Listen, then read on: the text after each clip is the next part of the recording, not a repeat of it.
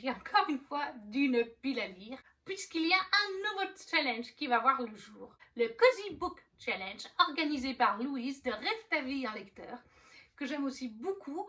Et bon, malheureusement, son challenge tombe en même temps que le Romantasy Challenge, puisqu'il est du 1er au 31 mars. Alors bon, par chance, les catégories font que je peux un petit peu regrouper des romans, des livres des deux challenges, parce que ce challenge contient 4 menus avec 4 sous-catégories à chaque fois, soit 16 sous-catégories. Ça fait, si on prend vraiment un livre par catégorie, ou par sous-catégorie en l'occurrence, ça fait 16 livres. Donc autant dire que forcément j'ai regroupé un petit peu avec le Romantasy Challenge organisé par Nina Quill. Vous avez dans cette vidéo 5 nouveaux romans graphiques comparés pour le challenge Romantasy. Donc il y en a, si je ne me trompe pas, il y en a 8 qui sont aussi dans le Romantasy Challenge. Donc si vous regardez toutes mes vidéos, c'est sûr que... Mais il y a quand même quelques nouveautés, enfin quelques autres romans dans celle-ci. C'est un challenge où Louise a voulu nous mettre en avant ses 4 passions, en plus de la lecture bien entendu, pour les menus. Et chaque année, s'il a lieu d'autres fois, ça sera toujours les mêmes menus, mais la thématique de chaque menu changera. Il y a donc le menu Disney, donc un Disney mis à l'honneur, un menu série télé, un menu jeux vidéo et un menu jeux de société.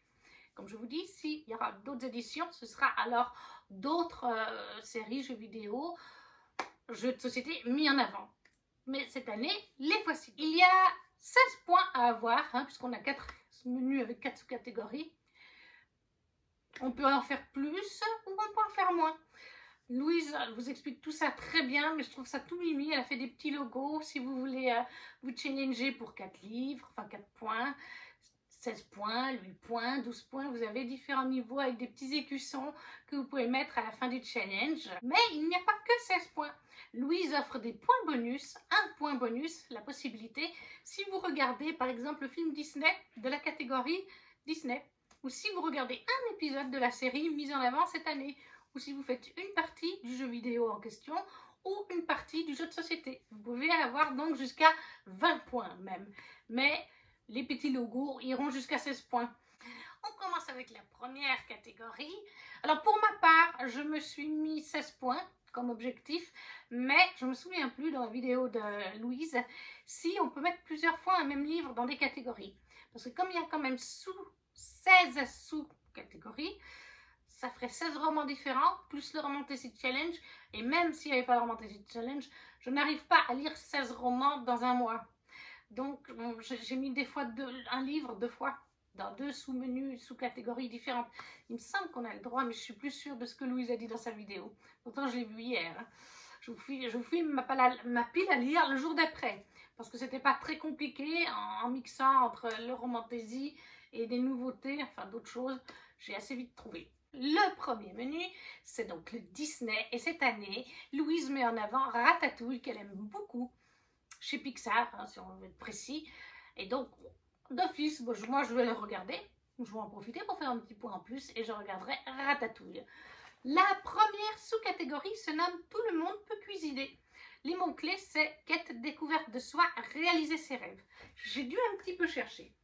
J'ai mis un roman que vous reverrez dans une autre sous-catégorie. Angélion, le tome 2 de Justine Tiffany chez les éditions Plume Blanche. J'ai lu le tome 1 l'année passée parce que je l'avais reçu dans le pack 2023. Là, j'ai pris le pack 2024, donc il y était. Et je pense que les mots-clés quête et découverte de soi peuvent jouer en fait, parce que on va suivre en fait Lilium. Voilà, Lilium. On est dans un royaume de fantasy complètement inventé. C'est un royaume qui est quand même un petit peu dark. Je ne sais plus dans quoi il est mis chez Plume Blanche d'ailleurs. Je vois pas. Mais il est quand même un peu sombre. On est dans un univers de fantasy inventé qui est d'ailleurs plutôt bien construit. On a des divinités, en tout cas une divinité avec liée au soleil. Et en fait, on a un personnage au pouvoir qui est certes très mauvais, comme vous pouvez vous en douter. Et ça fait des années en fait que... faut que j'essaye de me rappeler parce que l'univers est assez riche, je trouve, de mémoire. Il pose bien les bases. Mais en fait, on a un rapport avec le soleil, une divinité ou une entité vis-à-vis du soleil, et en tout cas, elle est un petit peu fâchée depuis quelques années, cette entité, c'est ce qu'on raconte. Mais en douce, il se raconte aussi que des enfants seraient dotés de certains pouvoirs liés peut-être à cette entité. Et Lilium, apparemment, en ferait partie, elle aurait un pouvoir en elle. Je crois que c'est un pouvoir en rapport avec la lumière, mais je ne veux pas vous dire de bêtises. Dans cet univers, on a aussi des créatures qui sortent la nuit, qui sont vraiment pas jojo. Hein. Quelque part, elles me font un petit peu penser aux revenants, je crois qu'on les appelle comme ça, dans From Blood and Ash, le sang et la cendre. C'est un petit peu des créatures, oui, pas très jolies, pas très agréables à regarder, un petit peu qui veulent vous faire du mal en fait, qui ne craignent pas le noir, qui aiment le sombre. Par contre, elles craignent de mémoire la lumière. J'avoue que je me rappelle de Lilium, je me rappelle qu'il y a beaucoup de morts. Oui. Alors ça, il y a beaucoup de morts là-dedans. Dès le début, je ne sais plus s'il y avait un prologue, mais si c'était un chapitre 1. Mais c'était intensif, hein. Il y avait déjà un mort dès le début. J'étais là, Justine Tiffen, elle nous pose les bases. On est dans un univers comme je vous dis, sombre. Hein. Une quête certainement du bien contre le mal, mais on passe vraiment par des moments sombres. Alors j'hésite. J'ai mis le tome 2. Mais je me demande si je ne relirai pas le tome 1, parce que je me rappelle de Lilium, je me rappelle du garçon, je ne me rappelle plus comment il s'appelle, son prénom, mais je me rappelle de lui, enfin un des garçons, parce qu'il y a plusieurs garçons, mais il y en a un qui est mis en avant, j'espère un love interest avec Lilium, je me rappelle qu'elle a une sœur, bref, je me rappelle de plusieurs choses, mais ça se mélange un petit peu. Je me demande si je ne leur lirai pas le tome 1 pour le challenge, justement, voire même enchaîner les 2 tomes. Parce qu'en plus, je vais rencontrer Justine Tiffen le 6 mars lors du Salon du Livre de Genève, elle y est. Donc de toute façon, je prends le tome 1 pour lui faire dédicacer. Mais c'est vrai que j'ai des souvenirs, comme je vous dis, il y a une mythologie liée à une prophétie, une mythologie et tout ça. Il y a un être mystique lié au soleil. Il y a des méchantes bébêtes qui sortent la nuit. Il y a un grand méchant loup, hein, ça je me rappelle bien. Il y a eu, je me rappelle qu'il y a quelqu'un qui va aider Lilium. Voilà, il y a d'autres gens comme elle, il y a beaucoup de morts, ça m'a vraiment frappé. Mais je me dis que peut-être pour me rafraîchir la mémoire, il faudrait que je relise le tome 1. En tout cas, c'est un univers de fantasy qui est bien construit, avec des bonnes bases, des personnages intéressants. J'avais beaucoup aimé, je crois que j'ai mis 18 ou 19, hein, donc c'est la preuve que j'ai beaucoup aimé.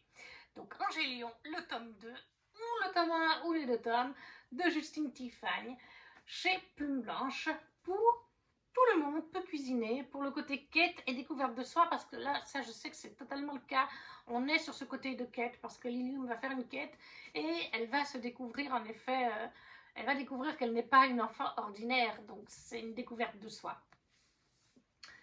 Ensuite, la deuxième sous-catégorie, c'est Chaud devant. Toujours en rapport avec Ratatouille, et on nous demande un livre jeunesse, un illustré ou un graphique. Et finalement, là j'ai décidé de regrouper avec le Romanticide Challenge, puisque j'ai décidé de mettre La mariée du roi dragon, qui est donc un webtoon disponible sur l'application Webtoon, pardon. Ça c'est de Soy Media et Jamae Kangi, puisque c'est sur l'application, donc je vous mets sur Booknote directement. Et là, on nous dit Lucinda, enfant illégitime du baron Berg, mène une vie misérable, entourée de sa famille et de ses servants qui la maltraitent. Elle parvient à gagner sa liberté à ses 20 ans par une étrange occasion. Le roi des barbares l'enlève pour qu'elle devienne sa femme. Voilà, donc là, c'est le côté graphique et illustré qui rentre en ligne. La troisième sous-catégorie, c'est donc une grande colonie avec les mots-clés famille, amitié, fond de famille, sororité. Et là, j'ai galéré. Enfin, non, c'est-à-dire que je suis sûre, j'ai le dernier Digiclone sorti chez De Saxus, je suis sûre qu'il irait. C'est du Digiclone. Il y a toujours de la fond de famille pratiquement et de la famille dans ces romans. Mais c'est une grosse pavasse et il y en a déjà plusieurs là-dedans. Sur un seul mois, ça n'allait pas le faire. Non, en fait, j'ai décidé de jouer ces mots-clés, se regroupent bien, pour une saga que j'écoute actuellement en audio, avec les enfants au travail, dans la voiture. C'est une saga que j'ai déjà lue jusqu'au cycle 3. Oui. 3 complet. Je crois que même j'avais commencé le cycle 4, plus certains des hors-séries, mais il y a des années de ça. C'est La guerre des clans d'Erin Hunter, tout simplement. je crois que c'est chez PKJ, hein, en format papier, mais là moi je les lis en audio sur Nextory, enfin je les écoute du coup en audio sur Nextory avec les enfants au boulot, sitôt qu'on a des activités extrascolaires, qu'on prend la voiture. Là on est actuellement dans le tome 3 du cycle 1, puisque pour l'instant en tout cas il n'y a pas le cycle 2 en audio sur Nextory ni sur Audible.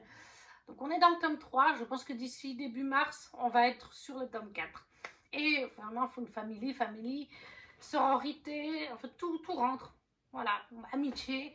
Dans la guerre des clans, on suit, en fait, dans le premier cycle, on va suivre Rusty, un jeune chat domestique de moins de 6 mois, si je me rappelle bien, qui rêve de liberté, qui rêve d'aller chasser des souris dans la forêt qu'il voit depuis chez lui. Il est attiré par la forêt et par la liberté. Et un jour, il va franchir ce cap, il va aller chasser une petite souris et il va tomber sur un des chats errants de la forêt qui sont des redoutables félins. Il va un petit peu se friter avec lui, bien sûr, puis après ils vont commencer à parler jusqu'à ce que la chef étoile bleue du clan du tonnerre débarque et ils vont parler ensemble, tous les deux. Et elle va finir par lui proposer, elle va lui dire, ça fait plusieurs fois que je te vois sur ta barrière.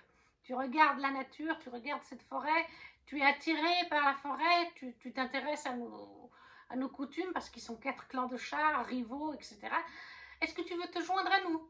Mais par contre, si tu te joins à nous, il n'y a pas de retour en arrière possible. Tu ne peux pas venir 2 mois chez nous, puis repartir chez toi, vivre un moment chez toi, un moment chez nous. C'est soit tu deviens un chat sauvage, et donc un membre du clan du tonnerre, soit tu ne viens pas.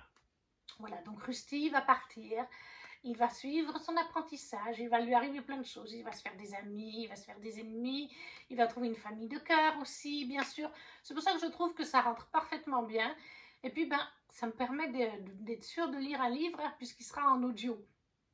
Donc, La guerre des clans, le tome 4 du cycle 1 d'Erin Hunter pour une grande colonie, pour tous les mots-clés, fond de famille, famille, amitié, sororité. Et déjà, la dernière sous-catégorie de ce menu, c'est rat des villes ou rat des champs, avec comme mot-clé ville, survie, post-apocalyptique.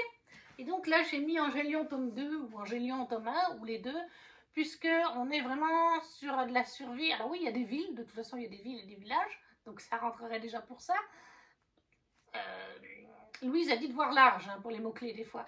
Mais pour moi, il y a de la survie et du post-apocalyptique, puisque vraiment de mémoire, à un moment donné, la divinité, l'entité liée au soleil a fait quelque chose, parce que les êtres humains et le méchant, enfin, je crois qu'elle est fâchée, il me semble. C'est ça, les êtres humains disent, ouais, elle est fâchée avec nous, on fait quelque chose de mal. Donc, puis il y a ces créatures la nuit qui sortent, qui vous dévorent, ou qui vous tuent en tout cas, qui sont monstrueuses. Donc pour moi, ça survie et post-apo, ça rentre totalement dedans, parce qu'on n'est pas sur un joli petit monde lumineux. Hein. Donc voilà, encore une fois, Justine Tiffen chez Plume Blanche, Angélion, tome 1 ou tome 2, ou les deux, pour rat des villes ou rat des champs, pour tous les mots-clés. Pour le deuxième menu, c'est donc le menu série.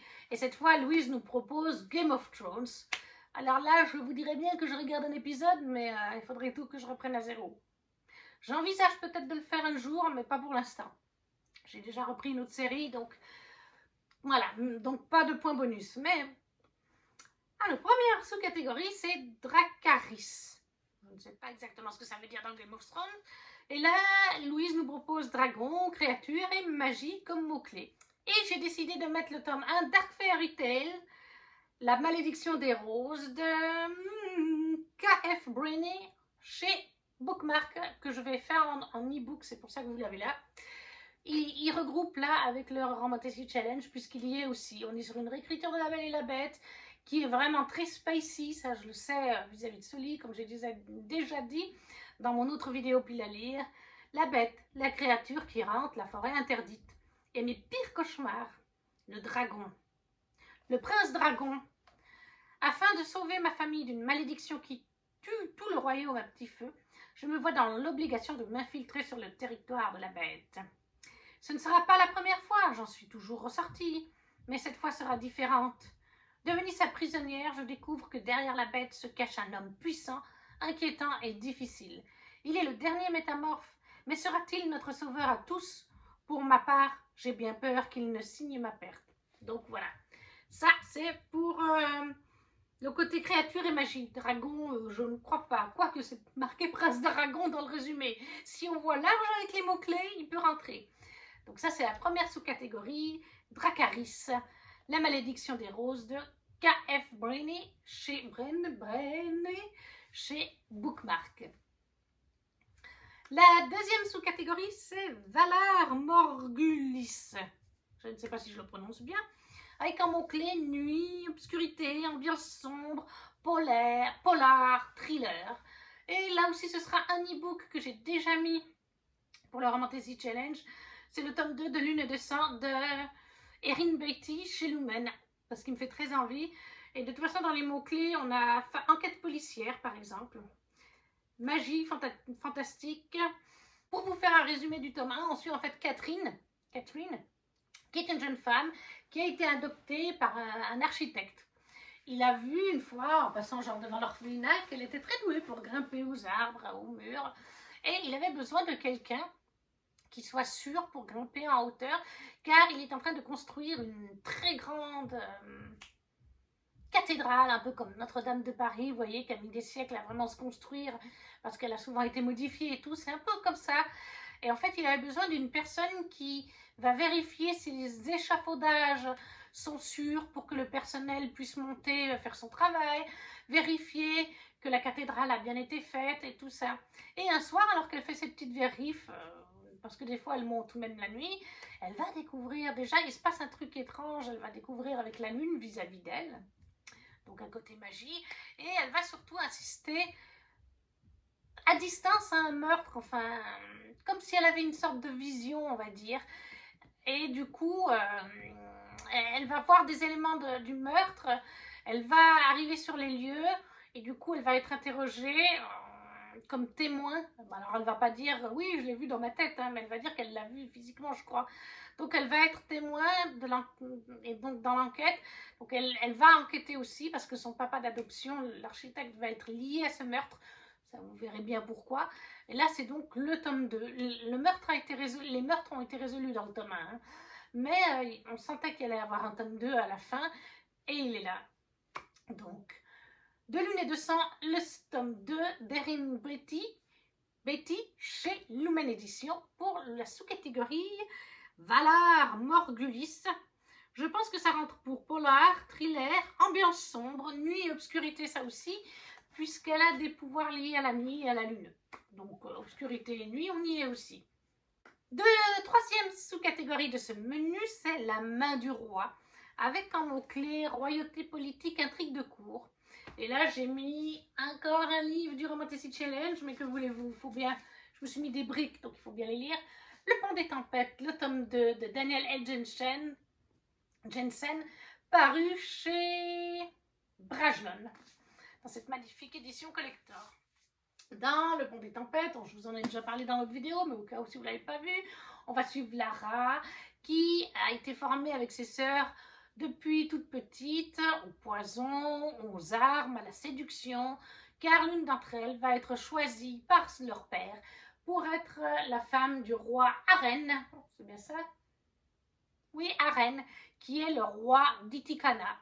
C'est un accord qui a été passé entre le roi, le père de Lara donc, et les parents d'Arène quand il était plus jeune, que lorsqu'une de ses filles serait en âge de se marier, le roi l'offrirait en mariage à Arène. Donc, mais il n'y a pas que ça, c'est l'accord officiel. Mais le père de Lara souhaite faire cette union afin que, et c'est pour ça qu'il a formé toutes ses filles au poison, au combat, à la séduction, afin que la gagnante se marie avec le prince, s'intègre là-dedans, en fait espionne tout simplement, pour découvrir tous les secrets des ponts des tempêtes, du pont des tempêtes et de Arène, car le royaume d'Itikana, c'est tous des ponts qui vont d'île en île, et ça permet de relier en fait deux continents, plusieurs royaumes entre eux, et le père de Lara, il veut ce royaume d'Itikana et ses ponts pour le commerce depuis longtemps. Donc en fait, il faut que sa fille s'infiltre en étant mariée, découvre les secrets et finisse par normalement tuer le roi. Mais vous imaginez bien, ça ne va pas se passer comme ça et il se passe plein d'autres choses. Donc politique, on y est, royauté, intrigue de cour, totalement. Le Pont des Tempêtes, le tome 2 de Daniel L. Jensen chez Brajlon. On est déjà dans la dernière sous-catégorie de ce menu avec Winter is Coming. Pas très compliqué, mais si vous ne parlez pas anglais, l'hiver s'en vient, hein, donc c'est forcément hiver ou froid. Donc là, ça n'a pas été compliqué non plus. J'ai mis le tome 3 d'Accords corrompus de Kelly Sinclair, tout simplement. Là aussi, il est pour le Romantasy Challenge, mais que voulez-vous? Au moins, ça me permet d'avancer dans mes sagas aussi. Donc, dans les Accords corrompus, on suit en fait Olenna, qui est la Tatuma du royaume d'Ozolis. Le royaume d'Ozolis est un royaume chaud. Et il y a à côté, en face, le royaume de Glacium. Jusqu'à il y a quelques années, ces deux royaumes étaient en guerre. Et ils ont fait la paix. Et de temps en temps, ils envoient des émissaires plusieurs mois d'un royaume à l'autre pour perpétuer la paix. Sauf qu'il va se passer un événement dans le tome 1, dans le tout début du tome 1. Et Olenna va vouloir enquêter et elle va être ramenée chez Glacium pour une certaine raison liée à cet événement. Et elle est très contente finalement d'aller à Glacium parce qu'elle veut enquêter, parce que vis-à-vis de cet événement, il y a des choses louches. Elle va aussi rencontrer du coup le roi de Glacium et il va y avoir des petites choses un petit peu entre eux, voilà. Donc ça, c'est totalement hiver et froid, on rentre dedans, puisqu'on a le royaume de Glacium qui est tout le temps froid, le royaume d'Ozolis qui est tout le temps chaud. Donc, on rentre dedans. Je ne veux pas vous en parler plus puisque je l'ai déjà fait dans la palle du Romantasy Challenge. Le tome 2 de Accords corrompus de Kelly Sinclair, chez Bookmark, là aussi. On passe déjà au troisième menu qui est cette fois le jeu vidéo. Et cette année, elle a mis en avant un jeu que je ne connais pas, Spiritfarer. J'espère que je le dis bien. Avec la première sous-catégorie, Charon le passeur. Et les mots-clés sont donc deuil, mort, esprit, fantôme. J'ai un petit peu galéré. Et puis finalement, je me suis dit que ça pourrait peut-être bien rentrer. La voix de la vengeance de Sacha Morage chez Plume Blanche, qui est, je crois, un tome unique, qui plus est. Je pense que ça rentre pour le côté mort et deuil. Fantôme et esprit, non, mais mort et deuil. Puisqu'on va suivre en fait une jeune femme, Vaël, elle a tout perdu.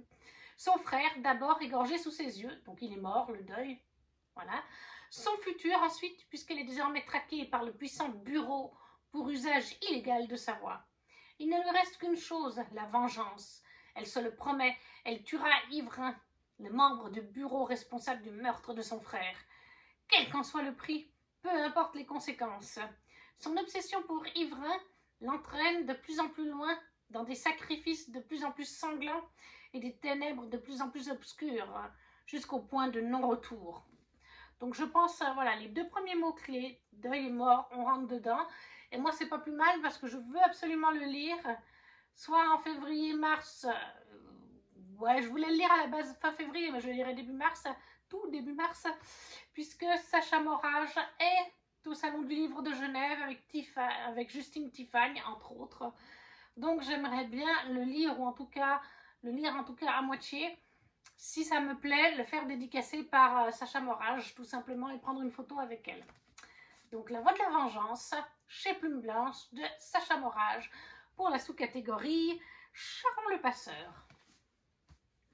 Ensuite, la deuxième sous-catégorie, c'est Destination Caraïbes, avec île, bateau, pirate, exploration. Alors, je ne vais pas m'y attarder pendant 2 heures, puisqu'on l'a déjà vu. Le Pont des Tempêtes, le tome 2 de Daniel L. Jensen, qui rentre totalement bien pour les îles, puis un petit peu pour les bateaux et les explorations. En tout cas, dans le tome 1, c'était totalement le cas, puisqu'on a plusieurs îles. Hein, je peux vous montrer la carte. Voilà. Brajlon, ils ont fait une carte. Il y a plein de petites îles. Les petites îles qu'on voit au milieu, c'est Itikana. Donc, et puis, ben, bateau, forcément, de temps en temps, ils montent sur des petits bateaux, des plus gros bateaux. Donc, ces deux mots-clés rentrent dedans. Mais même exploration pour le premier tome, bah oui, puisque Lara découvrait le royaume d'Itikana, donc elle explorait. Ce sera peut-être moins le cas ici, puisque c'est le tome 2. Mais je pense que ça rentre quand même. Voilà. Le Pont des Tempêtes, le tome 2, de Daniel L. Jensen chez Brajlon pour Destination Caraïbes. Ensuite, la troisième sous-catégorie, c'est une tasse de thé, s'il vous plaît. Avec comme mot-clé gourmandise, retour en enfance, cosy fantasy. J'ai eu du mal. J'avais mis un Cozy Fantasy, j'avais mis Mysteries of Thorn Manor, avant de me dire, mais mince, tu dois le lire au mois de février. Le challenge est au mois de mars. Finalement, j'ai joué sur le mot-clé Retour en enfance, parce que je voulais quelque chose de court aussi. La boîte à musique, le tome 1, paru chez Dupuis, de JG et Carbone, tout simplement. Là, on dit, pour son 8e anniversaire, Nola reçoit un magnifique cadeau. La boîte à musique de sa maman Anna.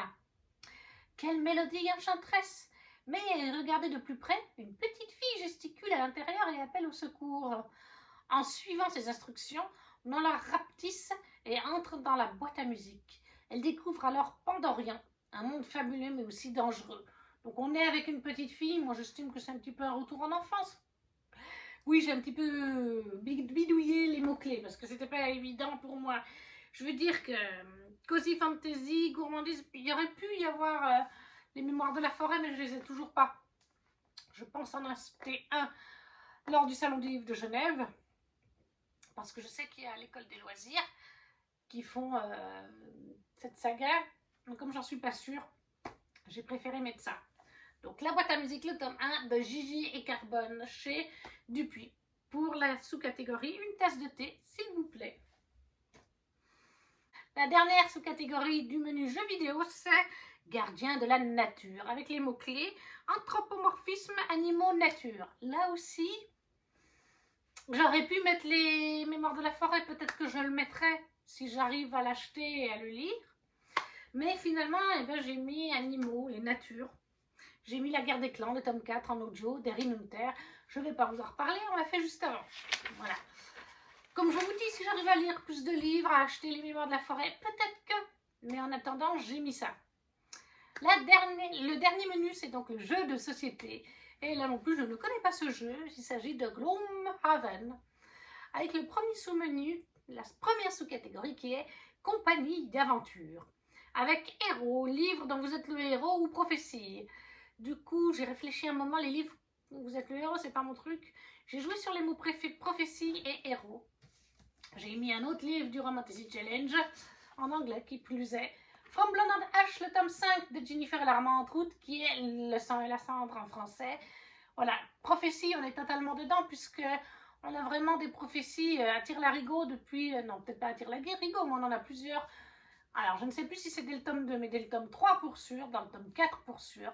Dans le tome spin-off, il y a aussi des prophéties et elles sont liées souvent entre les deux sagas. Même s'il y en a une qui se passe des millénaires en arrière et l'autre des millénaires plus tard, les prophéties sont liées. Elles sont là depuis longtemps. Donc, on rentre dedans. Et puis, héros, parce que pour moi, Hawk, ça reste quand même un héros. Voilà. Jouons sur les mots-clés comme on peut. Est-ce que j'ai vraiment besoin de parler du sang et la cendre? Je crois qu'on en entend parler de partout. J'ai déjà fait dans l'autre vidéo, dans l'autre pile à lire du Romantasy Challenge. Hein. On suit Poppy dans le tome 1 qui est la pucelle. Mais ça va bien au-delà de ça. Elle a envie de vivre parce qu'elle est dans une petite boîte en carton. Elle n'a pas le droit de parler aux gens. On n'a pas le droit de voir son visage. Elle doit faire une ascension spéciale, mais elle a envie de vivre. Et un jour, elle va rencontrer Hawk dans un endroit où elle ne devrait pas être. Et quand elle va se rendre compte que ça devient son garde attitré quelques jours plus tard, elle va avoir les chocottes de savoir s'il va la dénoncer ou non. Et après, va se découler plein de choses et tout un univers qui est lié de plus en plus depuis le tome 4 avec la mythologie dont elle a posé les bases dans les premiers romans. Mais là, le côté mythologique rentre beaucoup plus en ligne de compte avec les prophéties et tout ça. Donc, From Blonde and Ash, le tome 5 de Jennifer Larmande-Route en anglais, pour la sous-catégorie compagnie d'aventure, pour les mots-clés héros et prophétie. Ensuite, Initiative 99, c'est dans le jeu de société, un livre choisi par quelqu'un. Donc, j'ai été demandée sur le Discord, le coin DLC.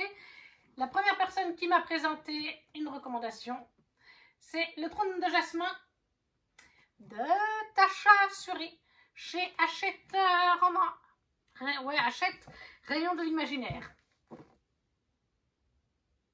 Hachette Heroes, voilà. Une belle bricasse, hein. On a choisi vraiment, merci si tu passes par là, Mais bon, c'est parce que ce roman lui fait très envie et qu'elle aimerait bien avoir un avis dessus. Ce que je comprends, il me fait aussi très envie, hein, soit dit au passage. Et donc là, on nous dit, au royaume d'Ahirania, l'ère des fleurs s'est achevée par la domination cruelle, la domination du cruel Parija. Le temple sacré détruit, les eaux immortelles disparues. La nation n'est plus qu'ombre et sortilège. Des fleurs poussent sous la peau, des feuilles dans les yeux, et la sève des arbres se change en sang. Les yakshas de la magie ancienne se sont réfugiés dans la forêt, et la rébellion couve. Au cœur de ce chaos, Malini, la princesse Parijati captive, droguée à la fleur aiguille, et Priya, une servante Ahirani, au pouvoir oublié, crée des liens tissés d'intérêts contradictoires, d'attirances interdites et d'enjeux de pouvoir secret. Des choix difficiles sont à venir qui explorent les méandres de leurs âmes, alors que l'espoir d'une nation se lève. Voilà, et je crois que c'est une romance FF, et c'est aussi de la romantécie, je crois. Donc éventuellement, quand je l'aurai lu, il pourrait rentrer en plus dans le challenge de Nina. Mais comme je ne sais pas exactement quelle thématique pourrait aller, à part le FF, j'attends d'avoir lu pour voir si je peux le mettre dans une des 4 équipes et dans plusieurs sous-catégories de ces équipes. Donc, Le Trône de Jasmin, le tome 1 de Tasha Suri chez Hachette Heroes. Pour la sous-catégorie Initiative 99, un livre choisi par quelqu'un d'autre. Avant, dernière sous-catégorie Repos court ou repos long. Avant, là, on est sur des jeux, des épreuves, des tournois, des compétitions. Ça a été dur vu que c'est pas forcément mon truc de prédilection. Je pense que La chasseuse et l'alchimiste d'Alison Saft chez Big Bang peut rentrer, puisqu'on est sur une chasse, la chasse au Hala, créature mythique qui a refait son apparition. La glorieuse chasse du croissant va se lancer. Donc à quelque part c'est un peu... Ouais, je me dis qu'une compétition, jeu, une chasse c'est un peu ça quand même. Donc là on va suivre une jeune fille, Margaret. Si elle remporte cette chasse, sa mère, Evelyne, rentrera enfin à la maison. Mais pour pouvoir faire cette chasse, il lui faut un alchimiste. Et elle va recruter l'alchimiste, un apprenti alchimiste, qui allait commencer à travailler pour sa mère, qui s'appelle Wes. Voilà. Je vous en ai déjà parlé lors de la pile à lire du Romantasy Challenge, donc je vais peut-être pas faire 3 heures non plus. La chasseuse et l'alchimiste d'Alison Saft chez Big Bang pour la sous-catégorie repos court ou repos long, surtout pour les mots, je pense, jeu et compétition. Tournoi et épreuve, peut-être un peu moins. On arrive déjà à la dernière sous-catégorie de ce challenge, qui est Campagne Legacy, avec Avancer dans une saga, tout simplement. Et là, je vous le mets en e-book. La passe miroir, le tome 2, de Christelle Dabos, que j'ai aussi mis pour mon Romantasy Challenge. Pour moi, je suis sûre de le lire, celui-là. Parce qu'il faut vraiment que j'avance cette saga, où on suit, dans le tome 1, Ophélie, qui est une jeune femme, dans un royaume, je pense que c'est notre planète, mais plus tard, dans des siècles, qui a été fragmenté, en tout cas, c'est fragmenté en plein d'îles volantes, flottantes. Et Ophélie a un pouvoir, il me semble qu'il est lié au miroir, son pouvoir. C'est une jeune fille célibataire, jusqu'au jour où ses parents vont lui dire « Coucou, Ophélie, tu vas te marier avec Thorn ». Et Thorn va venir la trouver, et Thorn est un visage froid, il vient d'une autre île, une île de froid d'ailleurs, où c'est l'hiver. Et elle n'a pas vraiment le choix, elle va devoir y aller. Il va y avoir un petit peu des complots politiques parce que la famille de Thorn est un peu influente, si je me rappelle bien de mémoire. Donc des complots, il y a des gens qui en veulent un peu à sa vie, il y a des gens qui sont curieux. Elle-même est une jeune femme curieuse qui veut comprendre les choses et surtout qui n'a pas envie qu'il lui arrive quelque chose de mal. Donc la passe miroir, le tome 2 de Christelle Dabos pour la sous-catégorie Campagne Legacy. Et voilà, nous sommes à la fin de cette vidéo, avec la pile à lire de livres physiques, plus les quelques e-books que je vous ai présentés. N'hésitez pas à me dire en commentaire si vous avez lu certains de ces livres, s'ils vous font envie, si vous participez au challenge de Louise, à me dire. Si vous faites une vidéo, j'irai la voir avec grand plaisir. Si vous ne savez pas quoi mettre, un petit emoji, ça fait toujours plaisir. Un petit pouce à partager la vidéo, ça peut aider la chaîne. Et nous, on se retrouve très vite pour une prochaine vidéo. Ciao, ciao!